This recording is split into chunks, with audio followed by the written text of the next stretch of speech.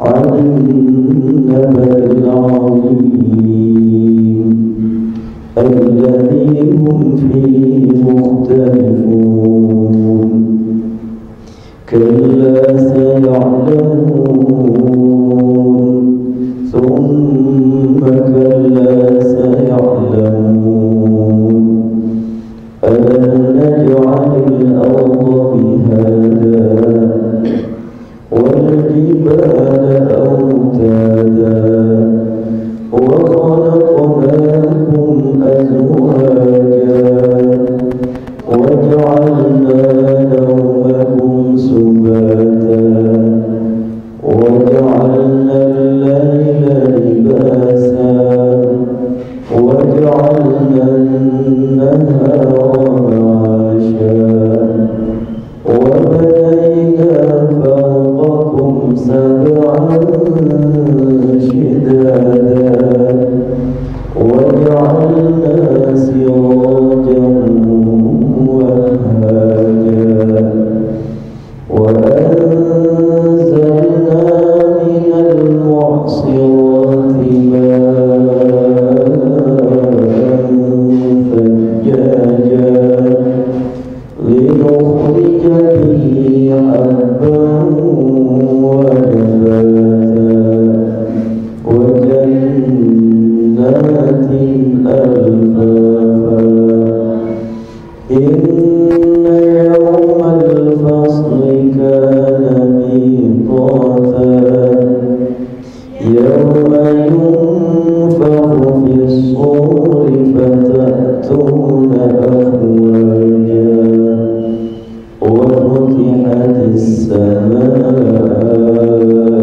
فكانت أبوابا وسيرت الجبال فكانت سرابا إن جهنم كانت مرصادا للطاغين مآبا لابثين فيها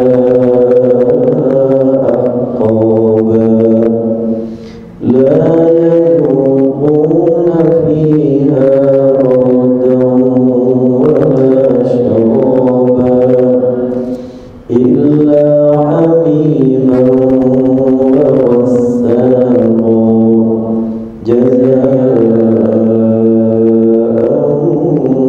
وفاقا إنهم كانوا لا يرجون حسابا وكذبوا بآياتنا كذابا وكل شيء أحصيناه كتابا فذوقوا فلن نزيدكم إلا عذابا إن للمتقين مفازا حدائق وأعنابا وكواعب أترابا وكأسا دهاقا لا يسمعون فيها لغوا ولا كذابا جزاء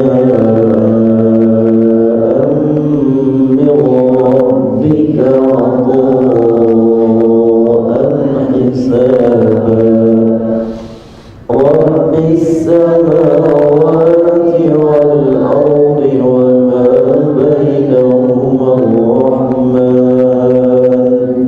لا يملكون منه خطابا يوم يقوم الروح والملائكة صفا لا يتكلمون إلا من أذن له الرحمن وقال صوابا ذلك اليوم الحق فمن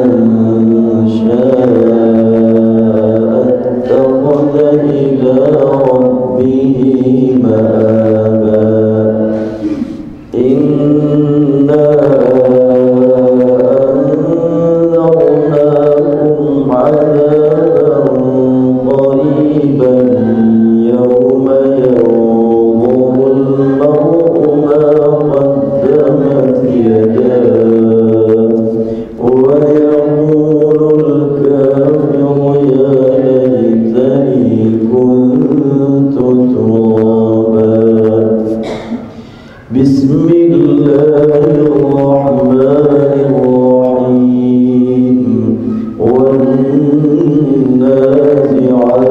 غرقا والناشطات نشطا والسابحات سبحا فالسابقات سبقا فالمدبرات أمرا يوم ترجف الراجفة تتبعها الرادفة قلوب يومئذ واجفة أبصارها خاشعة يقولون أئنا لمردودون في الحافرة أئذا كنا عظاما نخرة قالوا تلك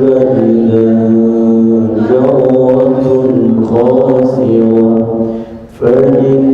فإنما هي زجرة واحدة فإذا هم بالساهرة هل أتاك حديث موسى إذ ناداه ربه بالوادي المقدس طوى اذهب إلى فرعون إنه طغى فقل هل لك إلى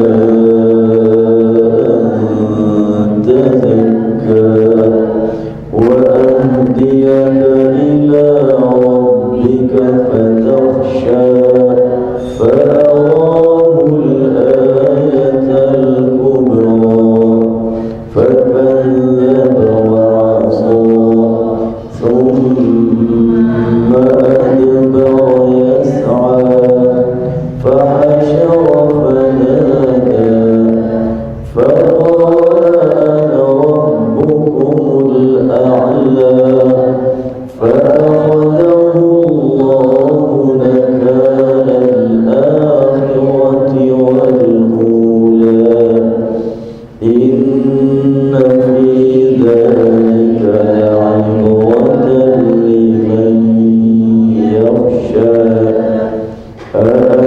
أأنتم أشد خلقا أم السماء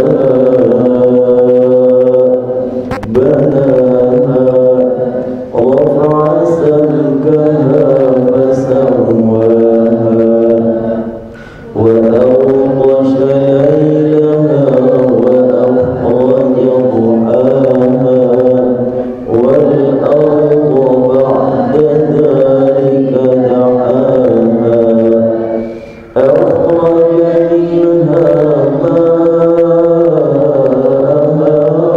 ومرعاها والجبال أرساها متاعا لكم ولأنعامكم فإذا جاءت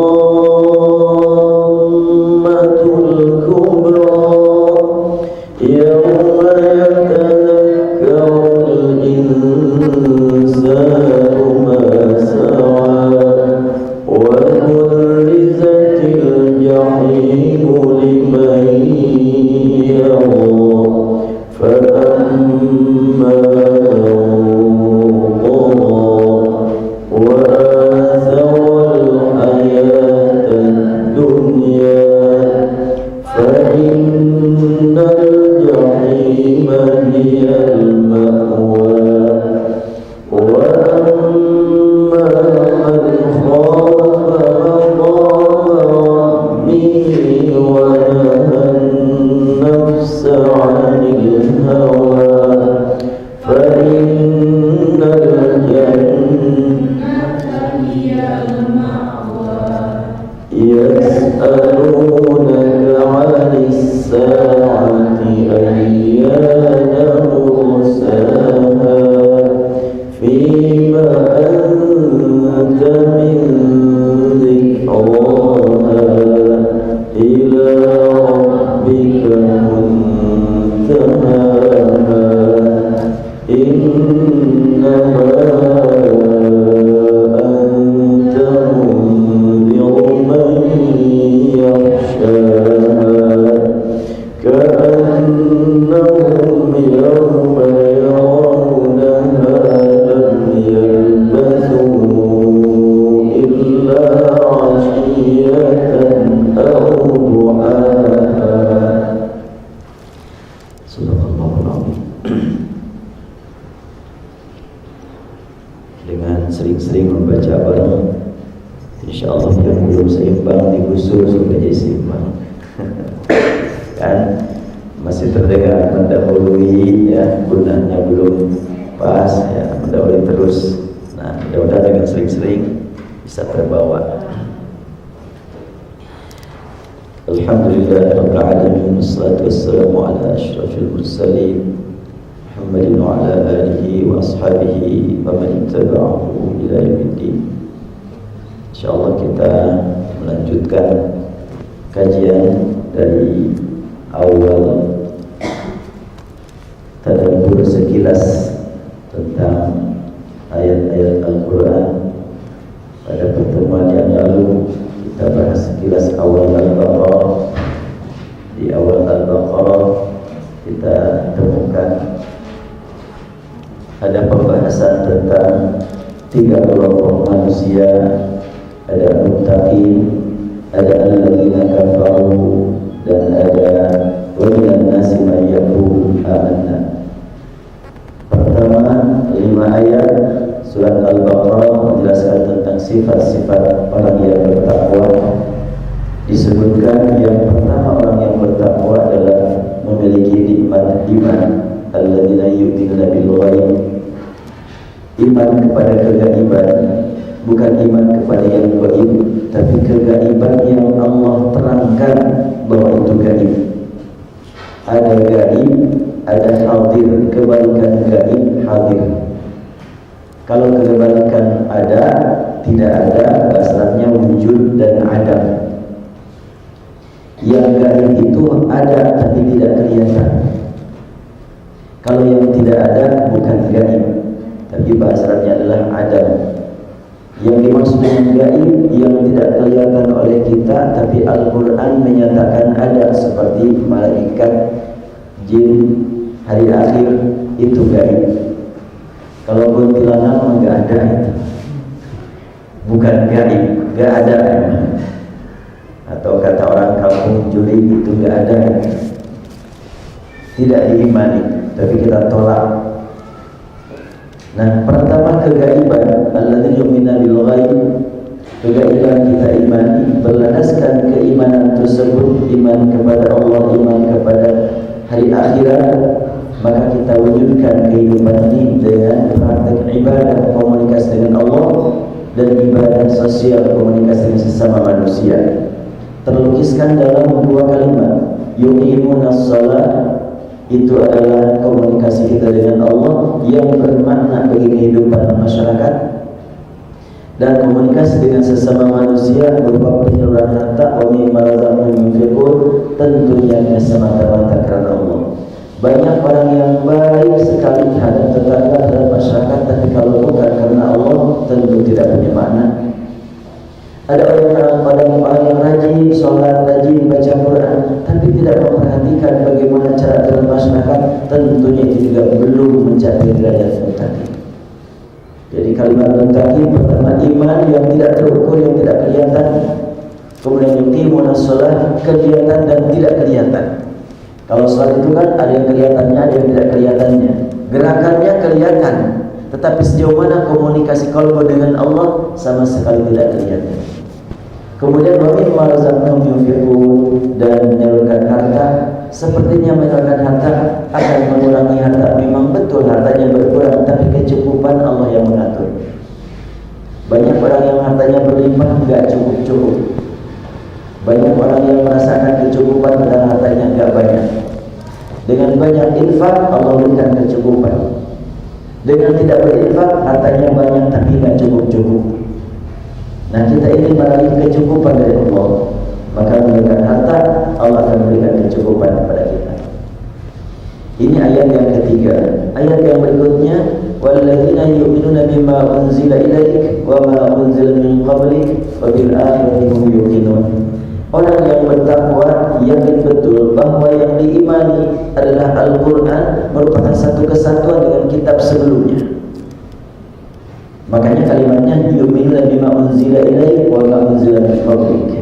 Beriman kepada yang diturunkan kepada wahai Muhammad, satu kesatuan yang beriman kepada yang turun sebelum engkau, yaitu kitab-kitab terdahulu. Kenapa? Kalau sama-sama datang dari Allah, pasti isinya sama, walaupun redaksinya beda, substansinya sama, yaitu mengajarkan ajaran tauhid. Wa ma unzila min qablik. Iman kepada kitab Allah ini yang kunci utama. Banyak sekali di Indonesia yang mengaku beriman tapi ternyata menolak ajaran Al-Quran. Artinya cuma pengakuan iman tapi tidak beriman. Makanya untuk Indonesia kalimat iman harus dilanjutkan, iman kepada kitab Allah, bukan cuma sekedar kata iman. Sebab iman milik bersama di Indonesia, apalagi dengan Pancasila ketuhanan yang Maha Esa kan. Berarti kan iman di Indonesia milik semua agama. Makanya harus dilanjutkan iman kepada Al-Quran. Nah, kalau iman kepada Al-Quran bukan milik semua agama tapi milik umat Islam semata. Dan Al-Quran terbukti keasliannya, terbukti kesuciannya dalam segala aspek kehidupan. Wa bil akhirati hum yuqinun. Kepada hari akhirat yakin. Di awal iman tidak sebatas iman tapi juga sampai kepada keyakinan yang dapat dibuktikan dalam kehidupan sehari-hari. Wa bil akhirati hum yuqinun. Sudah otomatis dengan iman bil ghaib itu iman kepada hari akhirat. Tapi kenapa untuk akhirat pakai kata keyakinan lagi? Iman dan yakin. Iman itu berkaitan dengan qalbu, ucapan dan perbuatan. Yakin dikukuhkan lagi. Jadi tidak sebatas iman secara umum, tapi kepada hari akhirat ini ada kaitannya dengan masalah qalbunya, akalnya dan juga perbuatannya. Ulaika ala hudan min rabbihim wa ulaika humul muflihun.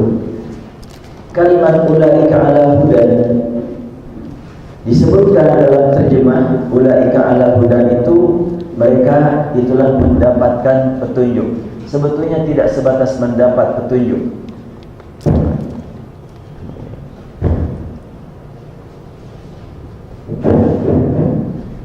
Kalau terjemahan mengatakan mendapat petunjuk, kalau mendapat belum tentu berada di bawah, di atasnya. Ketika kita umpamanya punya tamu mau naik taksi, kita keluar carikan taksi. Taksi kita dapatkan. Siapa yang akan naik? Tamu. Nah, kalau ulaika ala hudan, terjemahan Departemen Agama menyebutkannya mereka mendapat petunjuk. Kalau mendapat belum tentu berpegang dengan petunjuk kan? Mendapatkan mobil belum tentu dinaiki kan? Tapi kalau berada di atas, jadi ulaika ala hudan, mereka berada di atas petunjuk. Arti di atas itu berarti kemana petunjuk berjalan dia akan mengikutinya. Makanya terjemahan itu tampaknya terjemahannya bukan Quran, bukan kitab suci yang namanya terjemah. Nah, kita berharap ya betul-betul berada di atas petunjuk menuju itu Allah Subhanahu wa taala. Ulaika ala hudan min rabbihim. Dan kalimat Rabb belum pernah dibahas sekilas antara penggunaan ilah dengan Rabb di dalam Al-Quran masing-masing memiliki stressing. Kalau ilah hubungan kita kepada Allah, kalau Rabb hubungan Allah kepada kita. Hubungan kita kepada Allah tunduk, itu ilah. Hubungan Allah kepada kita sayang, mencurahkan karunia, itu Rabb. Dan tulisan menyebut nama ya, Kalau kita temukan dalam Al-Quran menyebut nama Allah, Bismillah, ini antara ba dengan sin bersatu. Tapi kalau kita temukan dalam surat Al-Alaq, Iqra bismi rabbik, kalimat bismi rabbik antara ba dengan sin terhalang oleh alif.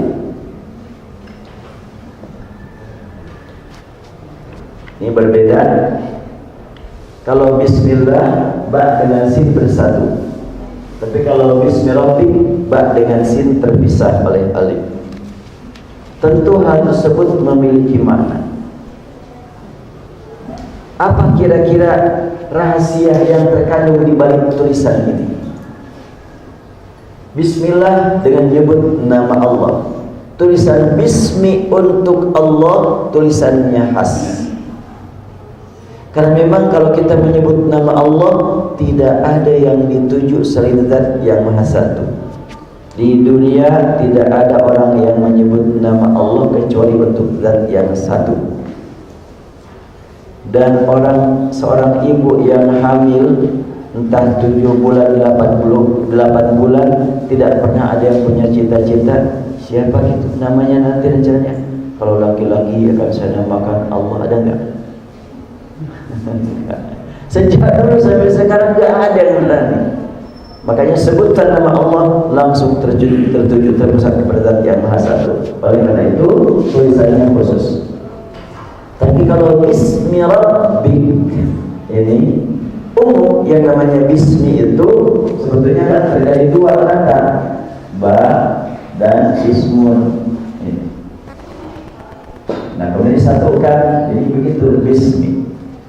Khusus apa untuk bismillah khusus tulisannya, untuk bismi rabbik umum. Dan kata Allah tidak hanya digunakan untuk Allah dalam Al-Quran. Digunakan pula lafaz Allah untuk lafaz Allah untuk selain Allah. Kita perhatikan umpamanya di dalam surat Yusuf.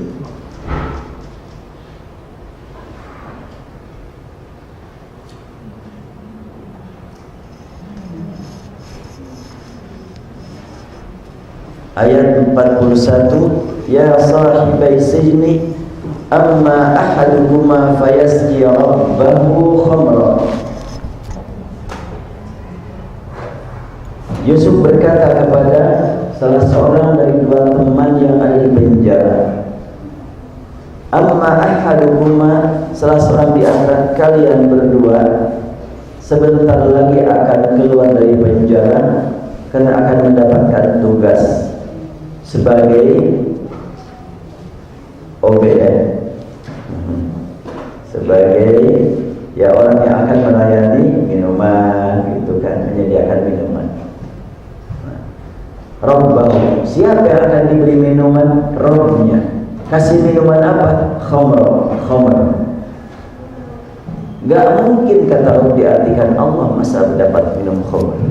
Berarti Rabb di sini adalah Fir'aun. Demikian juga pada ayat berikutnya, wa qala alladzi dhanna annahu najim min madhunni inda rabbik.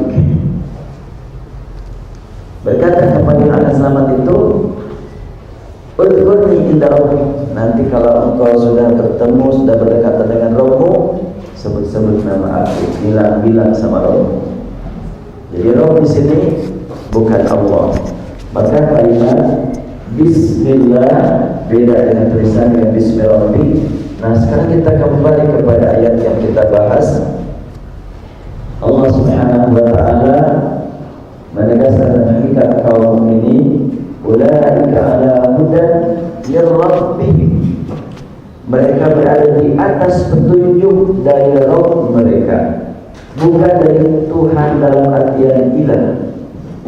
Jadi kita temukan dalam Al-Quran ada kata ilah dan ada kata Rabb. Antara ilah dengan Rabb kalau sudah diinisiakan tidak ada bedanya. Ilah Tuhan, Rabb juga Tuhan. Kekurangan bahasa Indonesia. Ilah itu kita tunduk kepadanya, kita berilah. Kalau Rabb, Allah memberi kepada kita, itu Rabb. Jadi ulaika ala hudan min rabbihim. Enaknya memang kalau kita mau memelihara keaslian Al-Quran, bedakanlah arti ilah dengan Rabb. Terjemahnya supaya dibedakan. Jadi harus bagaimana untuk membedakannya? Memang kekurangan bahasa Indonesia, harus gimana lagi ya?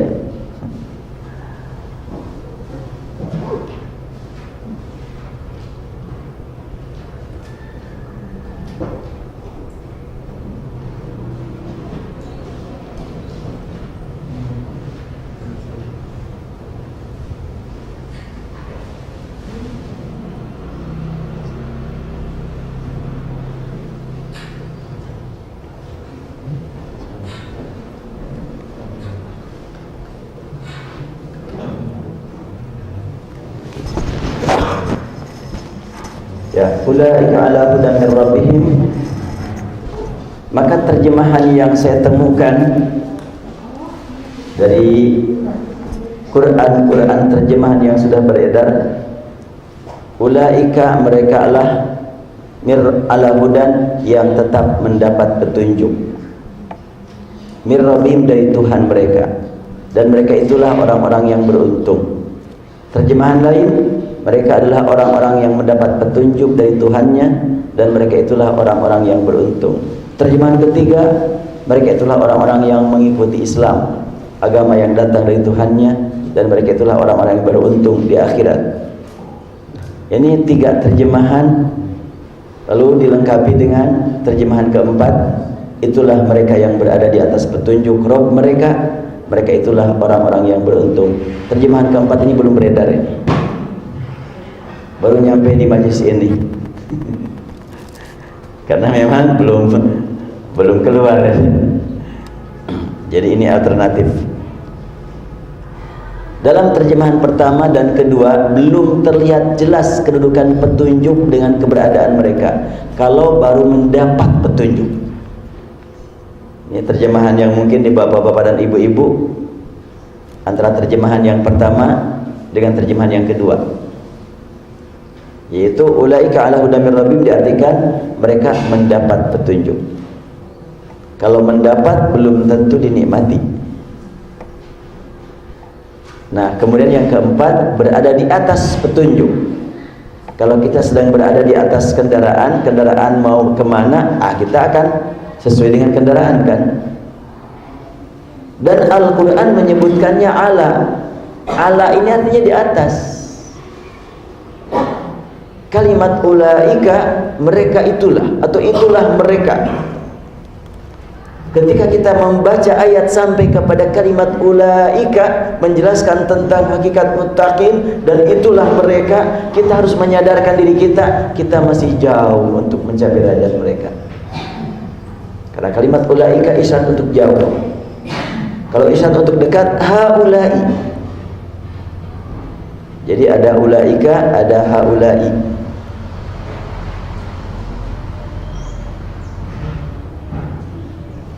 Ulaika ala hudan, itulah mereka yang berada di atas petunjuk, mir rabbihim, dari Rabb mereka.